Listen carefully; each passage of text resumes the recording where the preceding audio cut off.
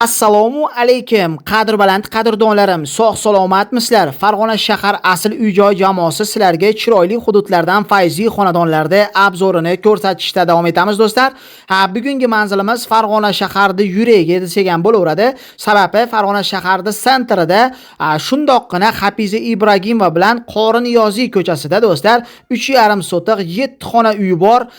Fayzli bitta xonadonimizni sotuvga qo'yyapmiz. Kvartiradan zerikkan aziz obunachilarim, ekranga yaqinroq keling, ushbu video sizga aniq manfaatli bo'ladi. Mana ko'rishlaringiz mumkin, shu ko'chada joylashgan do'stlar.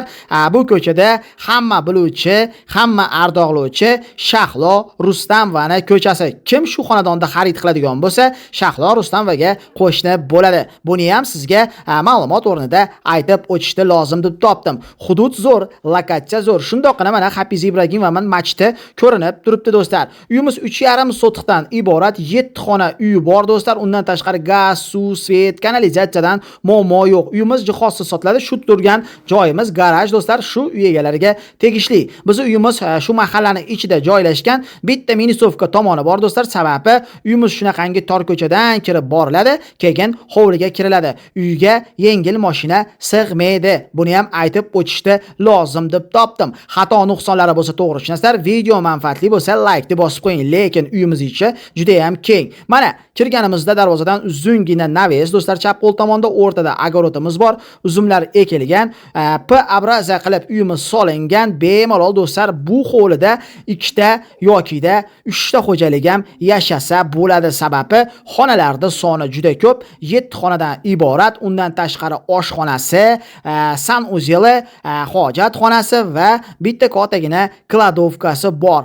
Videoni oxirigacha ko'ring shoshmasdan, aniq bu uy sizga manfaatli bo'ladi. Kadastr hujjatlari notariusga tayyor, snos yo'q do'stlar, mazza qilib yashasangiz bo'ladi.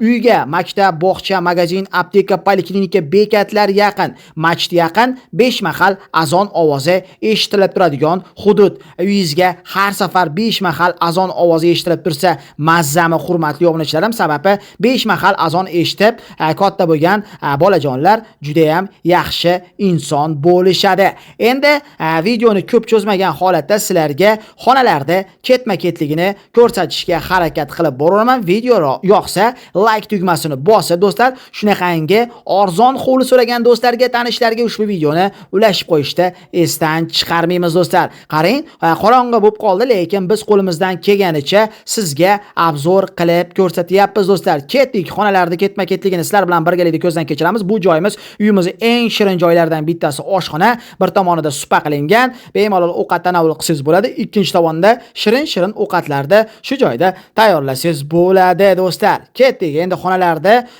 sonini sizlar bilan birgalikda ko'zdan kechiramiz. Kirganimizda uzungina teraska, bu bitta xona desak ham bo'ladi. Uyimiz jihozsiz sotiladi. Bunga ham e'tibor berib qo'yishingizni so'rab qolardim do'stlar. Uzungina teraskadan 2 ta xonaga kirsa bo'ladi. Hozir ko'rsatib o'tayotgan joyim, aytib o'tgandek, uzungina teraska. Xo'p, xonalarda ketma-ketligini ko'ramiz. Bu birinchi kattagina xona, xohishga qarab kattalar yotoqxonasi yokida bolalar xonasi qilib qo'ysangiz bo'ladi. Gollandskiy pechkalar o'rnatilgan ekan do'stlar. Xo'p, 2 ta xonani, oshxonani, hovlini ko'rsatdik, hududni ko'rsatdik. Keyingi xonalarga o'tamiz. Keyingi xonalarimiz bu tomonda joylashgan. Keyingi xona xohishga qarab bolalar xonasi yokida kattalar yotoqxonasi qilsangiz bo'ladi. Bu ham gollandskiy pechkamiz bor ekan. Remontlari yaxshi holatda do'stlar. Xo'p, chiqamiz bu yerdan, keyingi xonalarga o'tamiz. Keyingi xonamiz bu tomonda joylashgan do'stlar. 3 xonani ko'rsatdik. Bu 4-xonasi. Mana ko'rishingiz mumkin, 4-xona sifatida ishlatilyapti. Buni hozirgi kunda mana holatlari yaxshi. 5-xona ichkarida joylashgan kattalar yotoqxonasi o'zini gollandskiy pechkasiga ega do'stlar. Uyimizning holatlari yaxshi. Ko'ringlar, ma'qul keladigan bo'lsa bemalol do'stlar pastdagi raqamlarga bog'lanib ushbu xonani bitta qo'ldan xarid qilishlaringiz mumkin do'stlarim. Ketdik, keyingi xonalarga o'tamiz. Keyingi xonalarimiz u tomonda joylashgan. Kattalar yotoqxonasini ko'rsatib o'tdik do'stlar. O'tdik-do, ipidan iynasigacha tushuntirib beryapmiz. Sababi ushbu joyda siz shundoqqina videoda ko'rib, o'zingiz borib ko'rgandek bo'lishingiz uchun do'stlar tayyorlashga harakat qildik videolarimizni. Xato nuqsonlari bo'layotgan bo'lsa to'g'ri tushunasizlar degan umiddaman. Xo'p, 5 ta xonani ko'rsatdik. Keyingi xonamiz 6-xona. Mana holati shu. Ichkarida yana bitta o'zining xonasi bor. Bu 7-xona. Manzil Farg'ona shahar Hafizi Ibragim va Qori Niyoziy ko'chasida do'stlar. 3,5 sotiq 7 xona uy bor do'stlar.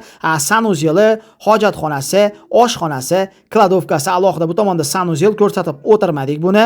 Xo'p, do'st, shu hovli kimga ma'qul kelsa bemalol xarid qilasizlar. Bu hojatxonasi.